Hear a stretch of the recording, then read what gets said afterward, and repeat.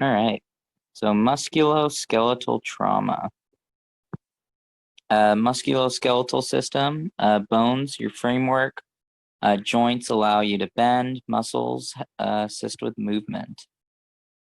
Cartilage adds flexibility, ligaments connect bone to bone, tendons connect muscle to bone. Bones, formed of dense connective tissues, vascular and susceptible to bleeding on injury, covered by the periosteum. Joints are where bones meet.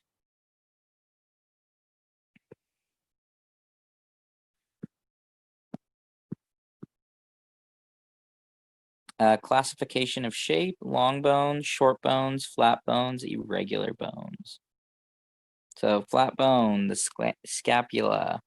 Long bone, your humerus. Short bones, your tarsals.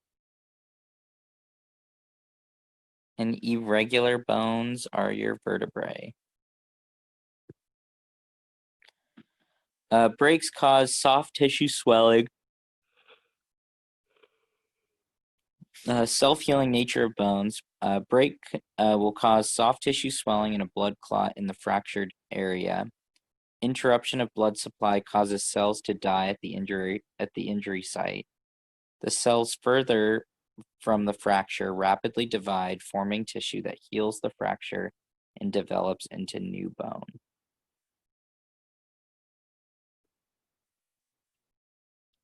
Different kinds of muscles. Your skeletal voluntary muscles, smooth involuntary muscles, and your cardiac myocardial muscles. Cartilage helps form the flexible structures of the body.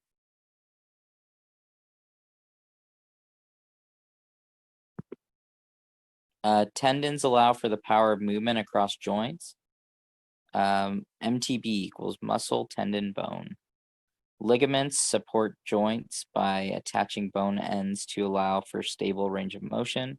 BLB equals bone, ligament, bone. So muscle, then tendon attaches that muscle to the bone, and then ligaments, the ligaments attaching bone to bone.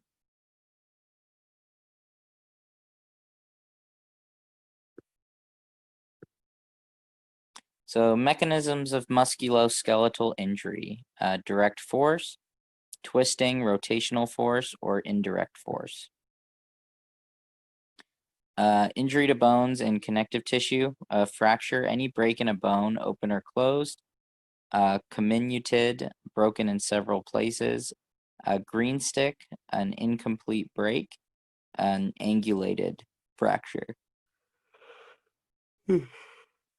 Bent at an angle.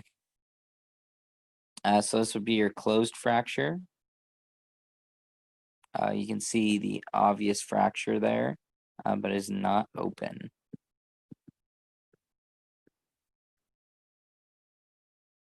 Injury to bones and connective tissue. Dislocation, the coming apart of a joint. A sprain is stretching and tearing of ligaments. Sprain is that stretching and tearing of ligaments, while a strain is overstretching or overexertion of a muscle. Not all injuries can be confirmed as a fracture in the field. Treat all injuries with signs and symptoms of a fracture as a fracture. A traction splint should be applied to a suspected femur fracture. Splinting an extremity with a suspected fracture helps prevent blood loss from bone tissues. One caveat, as we talked about in our skills day, the traction splint should be applied to a suspected femur fracture if it meets the qualifications for the traction splint. So that's your mid-shaft femur fracture with no other suspected bone injuries to the hip or legs and feet.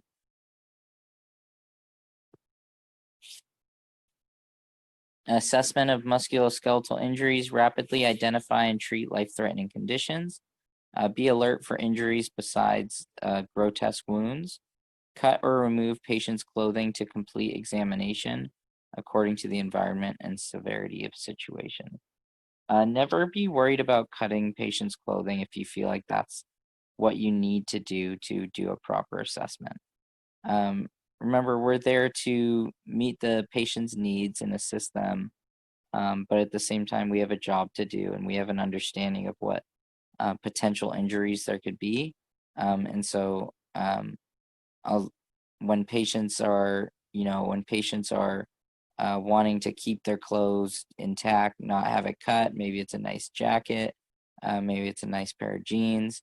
Um, if you're worried about causing further damage by moving the knee, by moving the leg or extremity to get that clothing off of it, that needs to be a conversation where you need to tell the patient that this is what you have to do to treat appropriately, is to cut the clothes. So cutting clothes is part of doing a proper assessment in many, many cases. And so not all patients have that understanding. And so a lot of times you'll just need to provide them that information on why it's important, why you need to do it, and why you cannot um, uh, cause potentially more damage to their injured extremities. Compartment syndrome, severe swelling in the extremity as a result of fracture. The progression, you have a fracture or crush injury that causes bleeding and swelling in the extremity. That pressure and swelling becomes so great the body can no longer perfuse the tissues against the pressure. Then you start to get cellular damage, causing additional swelling. You lose blood flow to the area. The limb may be lost if that pressure is not relieved. So you'll have pain and tenderness. So patient assessment, looking for pain and tenderness, deformity and angulation, grating, crepitus, swelling and bruising, exposed bone ends, joints locked into position, nerve, blood vessel compromise. The 6 P's of assessment: pain or tenderness, pallor, paresthesia, pulses, paralysis, pressure. With care, you're going to take your standard precautions as always. Perform your primary assessment. During the secondary assessment, you're going to skip that part. During the secondary assessment, apply cervical collar if you suspect a spine injury. That may get done earlier as well. You're going to splint any suspected extremity fractures after treating for life-threatening conditions first. Cover open wounds with sterile dressings. Remember, when we're looking at fractures, there are certain potential fractures that have the potential for severe blood loss. But remember that when you're talking about a fracture versus your ABCs assessment, a fracture would be a distracting injury. So fractures, especially serious ones, will often appear very obvious. You'll have major deformities to the extremity and will be something that you'll want to zero in on right away. But remember that would be a distracting injury. You need to make sure that you're focusing on that primary assessment and utilizing that systematic approach that's outlined in your skill sheets. That way you're not spending time working on splinting a fracture while the patient's the patient has, let's say, a tension pneumo or absent lung sounds on one side, or trouble breathing, or a major bleed under the back.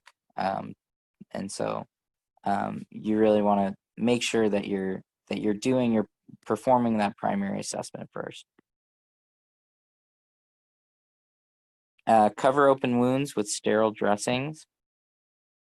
Splinting, advantages, minimizes movement of disrupted joints and broken bone ends, decreases pain, prevents additional injury to soft tissues, nerves, arteries, veins, muscles, can prevent a closed fracture from becoming an open fracture, and minimizes blood loss. Realignment of the deformed extremity assists in restoring effective circulation to extremity and to simplify splinting. If not realigned,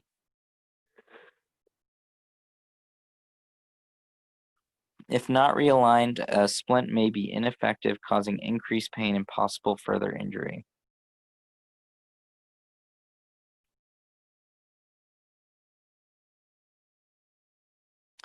If not realigned, increased chance of nerves, arteries, and veins being compromised. Increased pain is only momentary. A splint in the position found unless distal extremity is cyanotic or lacks pulses. If extremity is cyanotic or lacks pulses, align joint to neutral position using gentle traction. So the idea with that is if you have pulses intact, if you have appropriate skin signs intact, that means that you're perfusing the tissue throughout that extremity. So let's say you had a break in your humerus and you have good cap refill and present pulses in your fingers in that injured extremity. Still have motor sensation, motor function, and sensory function as well. That means you're perfusing the area appropriately, and so in doing so, placing the arm, changing the position of the arm to a neutral position, puts the patient at risk for bone ends during the move to damage structures or to potentially lose that CMS, that circulation, motor, sensory function in the extremity. And so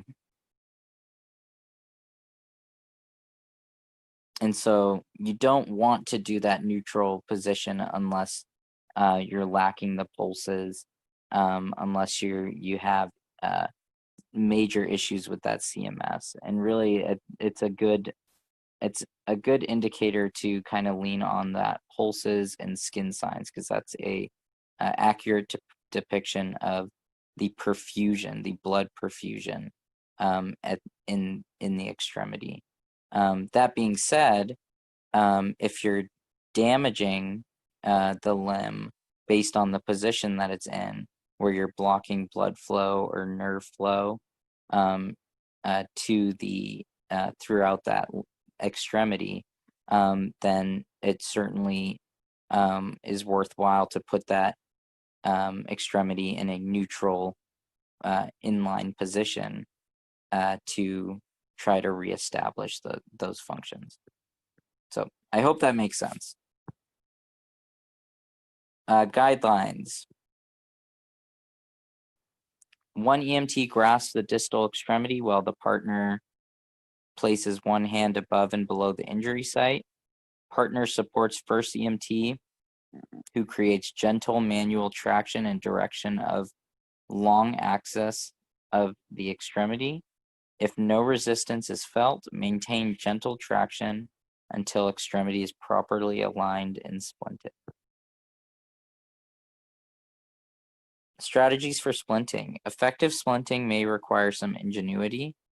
3 types available on EMS units: rigid splints, formable splints, and traction splints.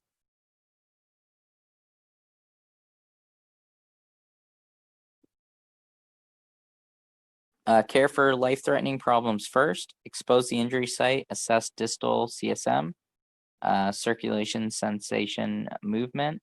Align long bone injuries to anatomical position. Do not push protruding bones back into place. Immobilize both the injury site and adjacent joints. Choose a method of splinting. Splint before moving the patient to the stretcher or other location if possible. Pad any voids. Hazards of splinting. Splinting patient to death. Splinting before life-threatening conditions are addressed. Not ensuring your ABCs. Remember, this is a pretty common issue, and this is the reason that it would be a distracting injury, because it's very obvious, can cause pretty significant pain to a patient, but you need to be doing your systematic approach, and doing a full primary assessment where you're assessing for those life threats. So once again, the hazards of splinting, not ensuring your ABCs. The splint is too tight, compresses soft tissues. Too loose, allows too much movement. Splinting in a deformed position. Take appropriate standard precautions. If possible, expose the area to be splinted. Manually stabilize injury site.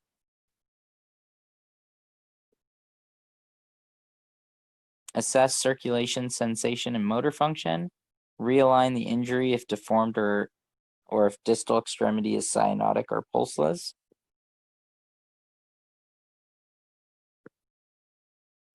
Measure or adjust your splint. Move it into position.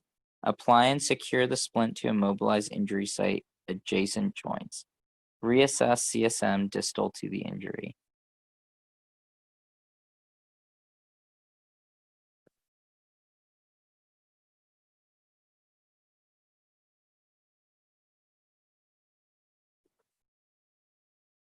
Traction splint counteracts muscle spasms and greatly reduces pain. Types: bipolar, unipolar. Amount of traction applied should be roughly 10% of patient's body weight, not exceeding 15 pounds. Take standard precautions and, if possible, expose the area to be splinted. Manually stabilize the leg and apply manual traction. Assess CSM distal to the injury. Adjust the splint to the proper length and position it at or under the injured leg. Apply the proximal securing device, the ischial strap. Apply the distal securing device, your ankle hitch. Apply mechanical traction. Position and secure your support straps. Reevaluate the proximal and distal securing devices.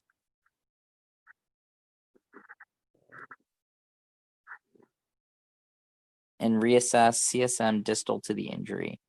Secure the patient's torso and the traction splint to a long spine board to immobilize the hip and to prevent movement of the splint.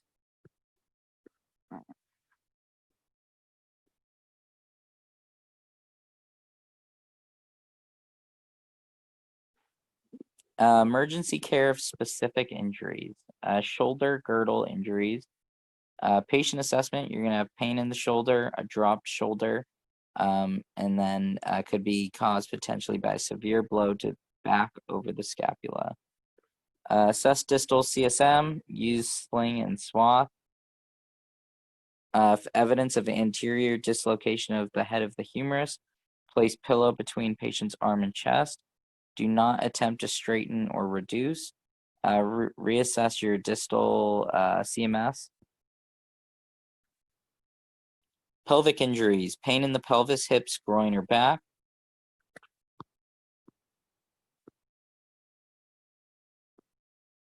Pain in the pelvis, hips, groin, or back. Pain when pressure applied to the iliac crest. Cannot lift legs when lying supine.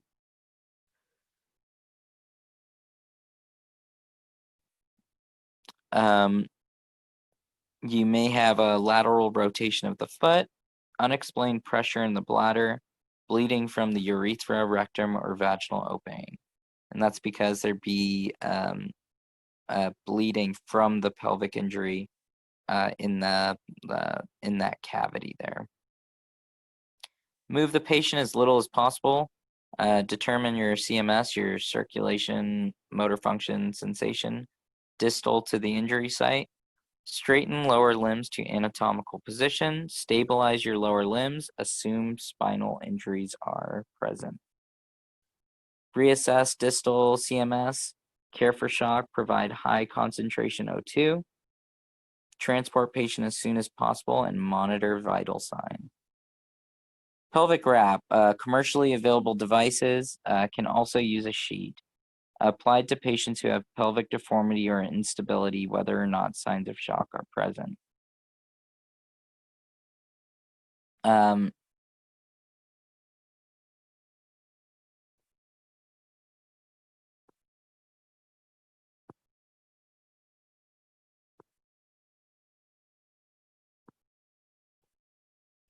Um, and so these we'll kind of go over too.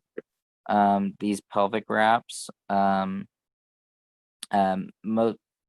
Most agencies should have a version of this. And so whether it's a pelvic splint or a pelvic wrap, um, Sam Splint has a pelvic uh,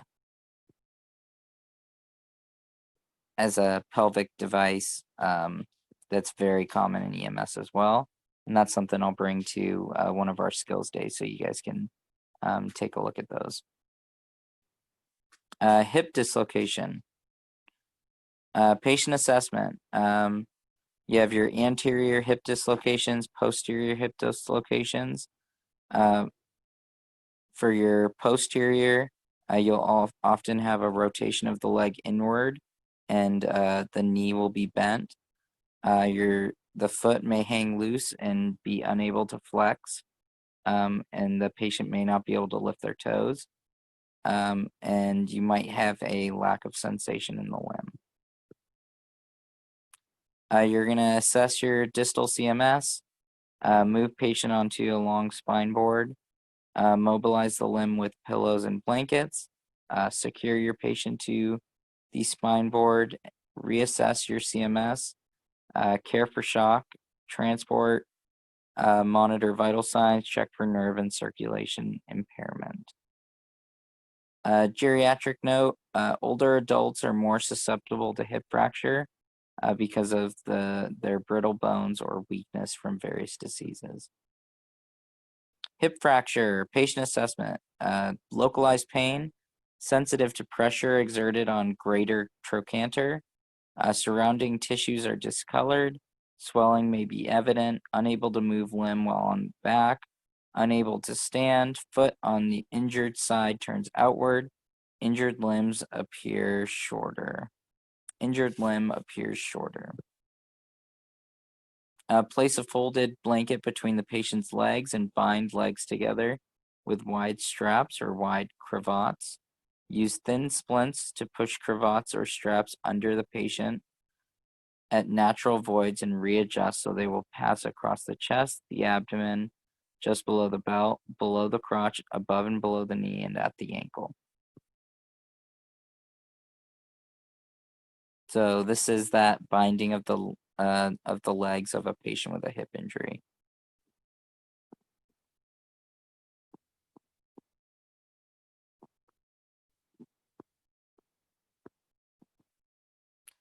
Femoral shaft fracture, intense pain, possibly open fracture, injured limb may be shortened. Control bleeding, treat shock, assess distal CMS, apply traction splint, and reassess your distal CMS. Pediatric note, when traction splinting thigh injuries in children, be sure to use an appropriately sized splint. So know your equipment, know the ages appropriate for, let's say, your pediatric size Sager splints, and how to size your KTDs, etc. Knee injury, patient assessment, pain and tenderness, swelling, deformity with swelling.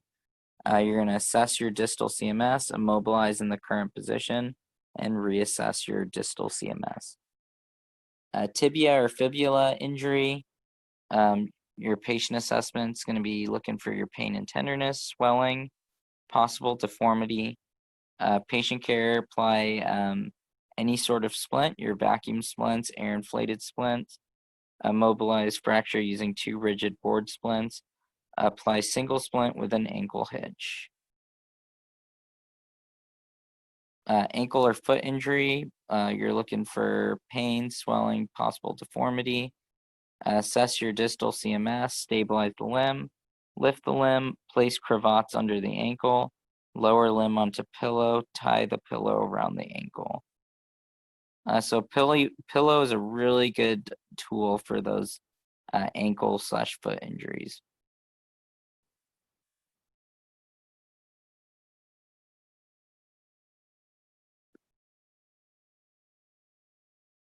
Tie a fourth cravat at the arch of the foot. Elevate with second pillow or blanket. Reassess distal CMS. Care for shock if needed. Apply cold packs as needed.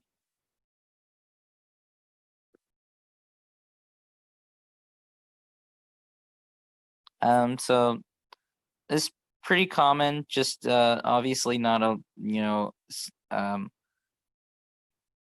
complete emergency. So this would be farther down the line um, on your secondary assessment. But splinting a finger, often in the field, the best thing we can do is tape it to another finger, and that gives it that stability and that structure to be a part of, and that essentially splints the injured finger.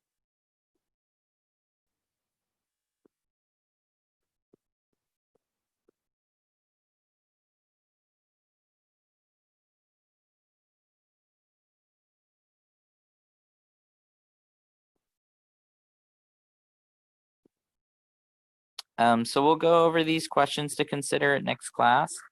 Once again, I really appreciate you guys working so hard and making it through these recorded lectures. Sorry this one took a little bit extra time to get out to you.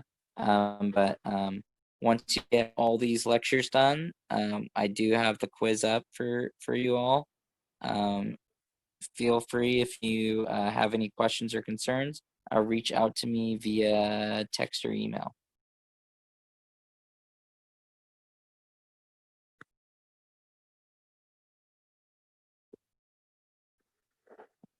All right.